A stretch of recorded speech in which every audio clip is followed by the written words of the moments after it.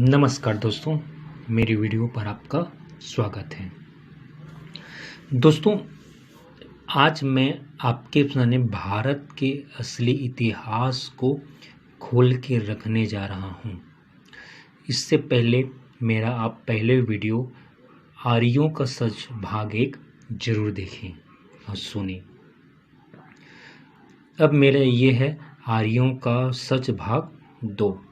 दोस्तों, इन दिनों भारत देश में एक हवा सी फैल गई है कि मैक्स मुलर ने हमारे इतिहास को बदला और इस बात को पकड़ कर ये लोग फिर से हमारे देश को मूर्ख बनाने जा रहे हैं, जैसे हमारे पूर्वजों को इन लोगों ने मूर्ख बना के रखा।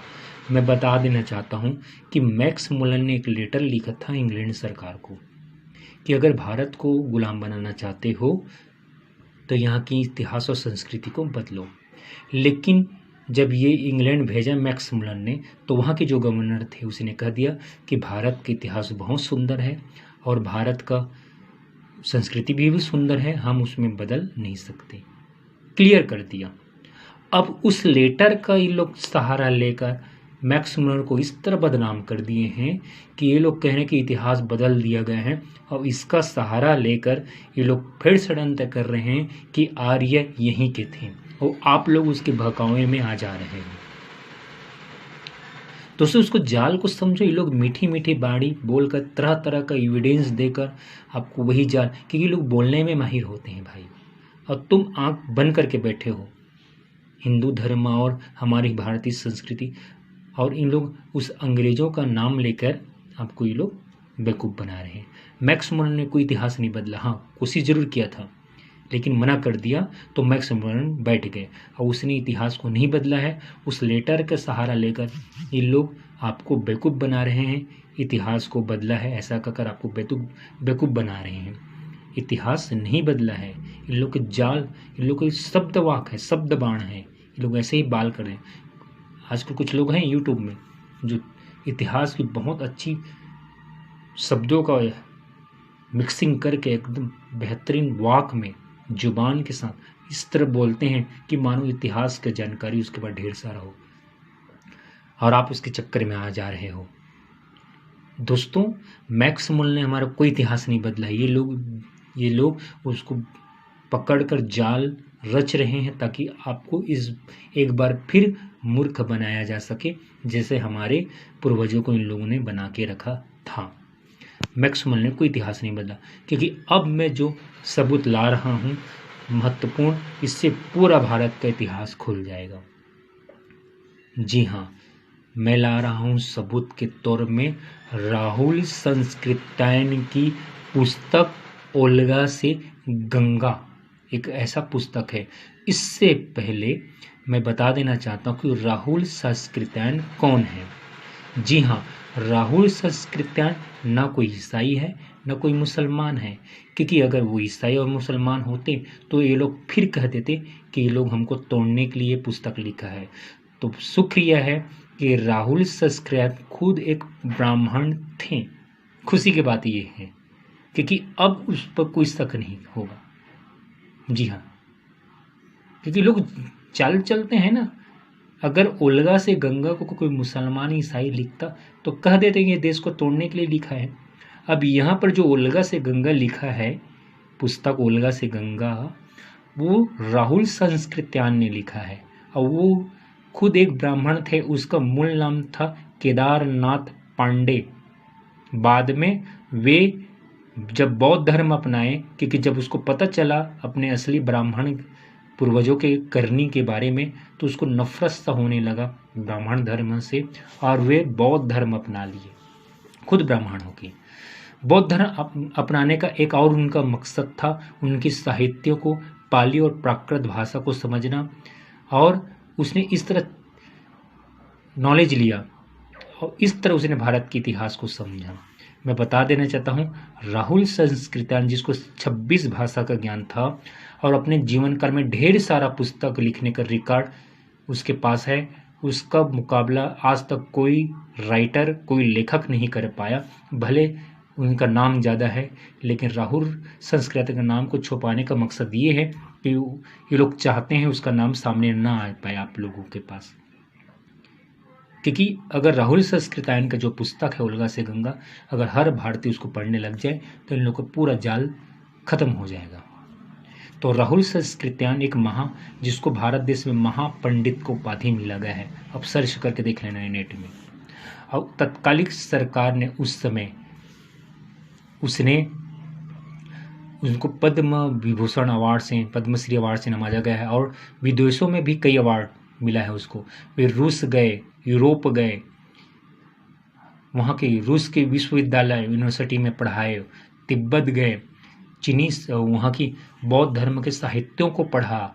और सबसे पहले बता, जब वो पुस्तक लिखते थे वो हवा में तीर नहीं चलाते थे। वो पुस्तक जो लिखते थे उनके पीछे उनका रिसर्च था, एविडेंस के साथ वो लिखते थे, सबूत के साथ लिखते थे। वे ऐसे ही नहीं लिखते थे कल्पना करके, जैसे इन लोगों ने कल्पना करके धर्म ग्रंथों की रचना कर दी हमको फंसाने के लिए।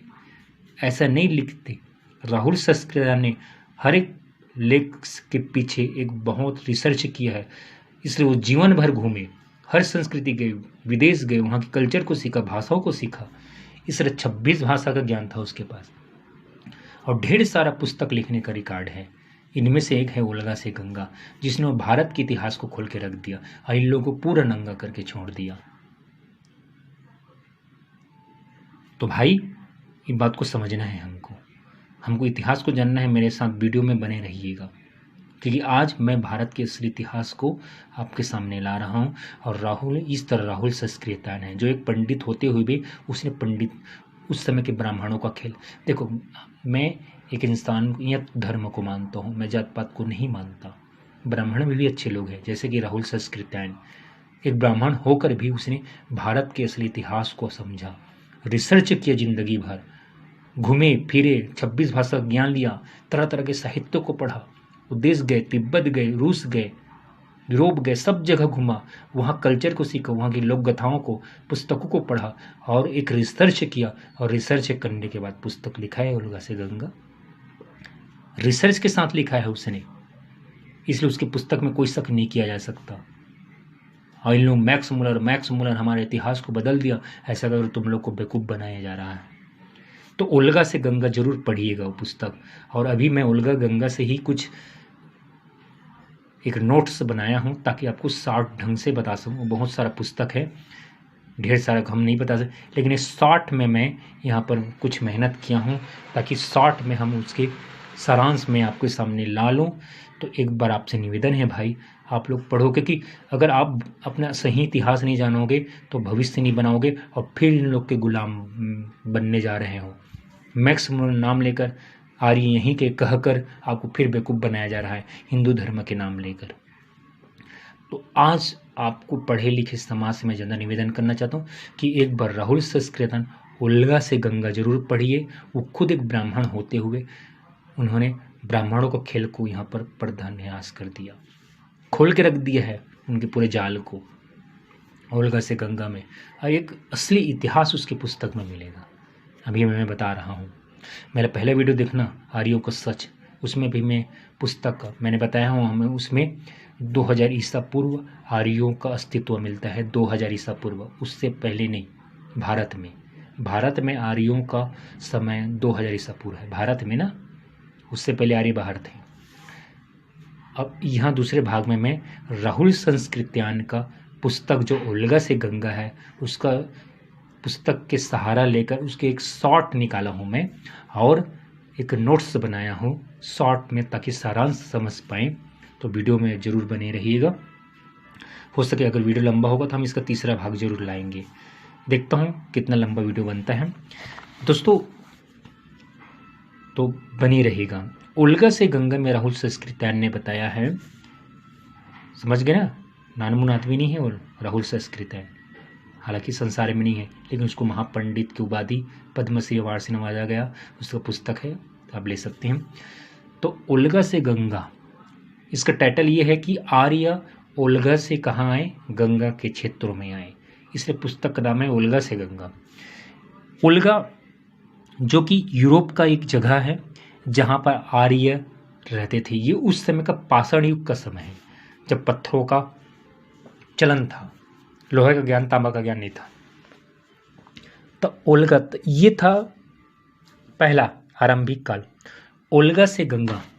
ओल्गा से गंगा में बताया कि ओल्गा ऊपरी तट के बारे में। ओल्गा ऊपरी तट, इस समय वहाँ जो निवासी बसते थे वो जाति का नाम था हिंदी यूरोपी जाति। हिंदी यूरोपी जो भाषा पढ़ते हैं ना, तो ओल्गे में जो लोग रहते थे उस समय कबीले में रहते थे, पत्थरों का उपयोग करते थे, पत्थर हथियार, और कबीले में रहते थे, और वो लोग आक्रमण करते थे, शिकार करते थे जंतुओं का। इस समय की घटना है 6000 ईसा पूर्व यूरोप के ओल्गा में ये आर्य कबीले में, ये आर्य लोग वहाँ कबीले में रहते थे, और उस समय आर्यों की जाति कहलाती थी हिंदी यूरोपी जाति 6000 ईसा पूर्व। आप उसमें पढ़िएगा, तभी मैं 60 में बता रहा हूँ। अब ये लोग थोड़ा से आगे बढ़े, फिर ओल्गा के मध्य क्षेत्र में आए। मध्य ने आगे समय बढ़ते चला गया। इस समय इनकी जाति कहलाया हिंदी सलाव। सलाव का अर्थ होता है सतम वंश। सतम वंश सलाव का अर्थ होता है। और इनका जो कालखंड है 3500 ईसा पूर्व। अभी ओल्गा में ही हैं लोग, है ना। इस समय हिंदी यूरोपी से क्या हो गए लोग, हिंदी सलाव जाति में आ गए। संतवन आगे बढ़ते चले गए। अब ये लोग यूरोप से होते हुए मध्य एशिया में आ गए, जिसको कहते हैं पामीर। उस समय कहते थे उत्तर कुरु। उस समय कुरु वंश, समझ ना, तो उत्तर कुरु कहा जाता था। मध्य एशिया को उत्तर कुरु कहा जाता था, पामीर कहा जाता था। उस समय इनकी जाति कहलाए हिंदी ईरानी। मध्य एशिया हिंदी ईरानी कहलाए। वो कहते हैं ना मध्य एशिया से आए थे आर्य। तो ये सब थ्योरी यहाँ पर क्लियर हो रहा है। तो इस समय इनकी जाति कहलाए हिंदी ईरानी। और इसका समय है 3000 ईसा पूर्व। कबीले में रहते थे, जो कि लोग घुमक्कड़ थे, एक जगह रहना पसंद नहीं करते थे। यूरोप से देखो कहाँ आ गए, यूरोप से होते हुए ये लोग मध्य से ईरान आ गए। कबीला जन, क्योंकि इसके कबीले के मुखिया को जन कहा जाता था। समय है 3000 ईसा पूर्व। अभी लोग आगे बढ़े, ईरान से अब आगे बढ़े लोग। ईरान से आ गए ये लोग ताजिकिस्तान। देश कहाँ आ गए, ताजिकिस्तान। नेट में खुल के देख लेना ताजिकिस्तान कहाँ है। अब इस समय इनकी जाति कहलाए हिंदी ईरानी। अभी क्या कहलाए, हिंदी ईरानी। इनका समय है 2500 ईसा पूर्व। इस समय इन लोगों को तांबा का ज्ञान हो गया था 2500 ईसा पूर्व। यहाँ पर मुख्य बात यह है, इस समय 2500 ईसा पूर्व में यहाँ पर आर्यों, मद्र और परशु की संघर्ष की कहानी मिलता है। ये परशु ही पार्सियन ब्राह्मण थे। ये परशु ही पार्सियन ब्राह्मण थे, मद्र ही मीडियन थे, और आर्यों के बीच लड़ाई चला है। तो ये कहानी बना है ना कि परशुनाथ ने क्षत्रियों को मारा था। तो यहीं पर है इनकी विवरण कि जो परशु ही ब्राह्मण, पर्शियन ब्राह्मण थे। ये परशु मद्र मीडियन थे। तो इन लोगों को आर्यों ने भगाया, और भागकर जो जान बचाकर भागे परशु लोग, वही बाद में पर्शियन कहलाए। और मद्र लोग भागे, वो लोग मीडियन कहलाए। अब यहीं से आर्य भारत की ओर प्रस्थान करने लगे। कहाँ से, ताजिकिस्तान। 2500 ईसा पूर्व ताजिकिस्तान में जो आर्य हिंदी ईरानी आर्य रहते थे, हिंदी ईरानी आर्य रहते थे, वे लोग अब कहाँ बढ़ने लगे, भारत की ओर आने लगे। ताजिकिस्तान अब भारत की ओर में पड़ाव पार किया। पामीर और हिंद कुश को पार करते हुए ये लोग कहाँ आ गए, ऊपरी संवात में आए। ऊपरी संवात यानी ये पाकिस्तान के एरिया में मिलता है, वहाँ आए। पाकिस्तान के एरिया में मिलता है, वहाँ आए। और इनकी जाति कहलाया हिंदी आर्य। अब ईरानी से, मध्य एशिया से कहाँ आए ले, पाकिस्तान के क्षेत्र में आए, ऊपरी संवात। इनकी जाति कहलाया हिंदी आर्य। इनका जो काल है वो 2000 ईसा पूर्व। मैंने बताया ना, जब ये लोग भारत आए, पहले भाग में बताया है कि भारत में इन लोग का विवरण आता है 2000 ईसा पूर्व। यहाँ भी राहुल संस्कृतान ने अपने पुस्तक में बताया है। जब ये लोग भारत आए, कहाँ पर आए? ऊपरी संवात, उस समय भारत का हिस्सा था। जब ऊपरी संवात आए तो इनकी जाति हिंदी आर्य कहलाए और इनका समय है 2000 ईसा पूर्व। यहाँ पर महत्वपूर्ण बात यह है कि इसी समय यहाँ के जो मूल निवासी थे, जिसको असुर कहा जाता था, असुर, इनको यहाँ आर्यों ने मारा, आक्रमण किया। और किससे आक्रमण किया? तांबे के हथियार से आक्रमण किया। यहाँ पर विवरण है उसका। और असुरों को मारा, असुरों के नगर को तबाह किए, असुरों को मारा।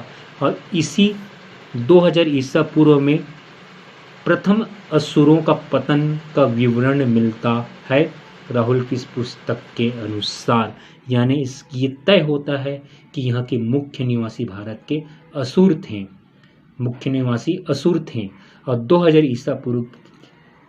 ईसा पूर्व के आसपास यहाँ असुरों का पहला नरसंहार आर्यों ने किया था तांबे के हथियार के द्वारा। ये लोग उस समय क्या किए? घोड़ा बेचने के लिए यहाँ आए थे। और असुर व्यापारी, जो कि असुर व्यापारी थे, नगरी सभ्यता थे, नॉलेजपूर्ण थे, धनवान थे, तो ये लोग आर्य लोग घोड़ा बेचते थे और असुर लोग घोड़ा खरीदते थे। और इसी बहाना लाकर इसने अटैक चालू कर दिया और कई असुरों को मार डाला और बहुत संख्या में असुरों का अंत यहाँ पर किया इसने 2000 ईसा पूर्व के आसपास। तो 2000 ईसा पूर्व के बाद तो इससे तय होता है कि आर्यों ने असुरों को मारा और यहाँ का मूल निवासी असुर थे। जैसा कि कुछ लोग अभी कह रहे हैं कि यहाँ के मूल निवासी असुर थे, तो इससे तय होता है कि जो लोग बोल रहे हैं, ये अभी जेएनयू में जो बोल रहे थे कि महिषासुर हमारे पूर्वज थे, उनका सही कहना है। ये अब साबित होता है राहुल की संस्कृत पुस्तक ओल्गा से गंगा से। इसके आगे भाग मैं लाऊंगा। तब तक के लिए वीडियो शेयर करो और लाइक करो, क्योंकि ये हमारा असली इतिहास में बताने जा रहा हूँ। और नमन करो राहुल संस्कृतान को, जिसने इतनी बड़ी अपने जीवन में अनमोल पुस्तक दिया है। ये ग्रंथ कह सकते हैं जो भारत के इतिहास को खोल के रख दिया है, ओल्गा से गंगा। आगे इस वीडियो को मैं आगे कड़ी लाऊंगा। धन्यवाद वीडियो देखने के लिए।